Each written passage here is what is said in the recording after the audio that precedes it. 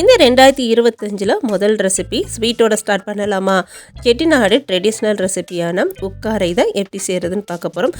இது பண்ணுறதுக்கு அரை கப் பாசிப்பருப்பை ரோஸ்ட் பண்ணி எடுத்துக்கலாம். ரோஸ்ட் பண்ண பாசிப்பருப்பை க்ளீன் பண்ணி குக்கரில் சேர்த்த பிறகு இது கூட 1.5 கப் அளவுக்கு தண்ணி சேர்த்துட்டு குக்கரை வந்து ஒரே ஒரு விசில் மட்டும் விட்டு நம்ம இந்த அளவுக்கு வேக வச்சு எடுத்துக்கலாம்.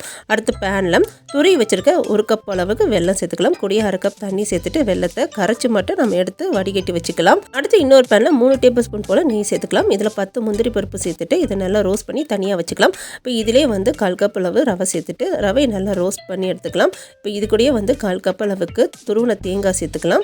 அடுத்து நம்ம வேக வச்சுருக்க பாசிப்பருப்பு சேர்த்துட்டு நல்லா மிக்ஸ் பண்ண பிறகு நம்ம கரைச்சி வச்சுருக்க இந்த வெல்லம் சேர்த்துட்டு நல்லா கலந்து விட்டுக்கலாம். இப்போ ரவை நல்லா வெந்து இந்த அளவுக்கு நல்லா திக்கான பிறகு வாசனைக்கு கொஞ்சம் ஏலக்காய் பவுடர், வறுத்து வச்சுருக்க முந்திரி பருப்பு கூடயே 2 டேபிள் ஸ்பூன் போல் நெய் சேர்த்துட்டு நல்லா கலந்து விட்டு இறக்கணுன்னா வாயில் வச்சதும் வெண்ணெயாக கரையிற உக்காரை ரெடி. ட்ரை பண்ணி பாருங்கள்.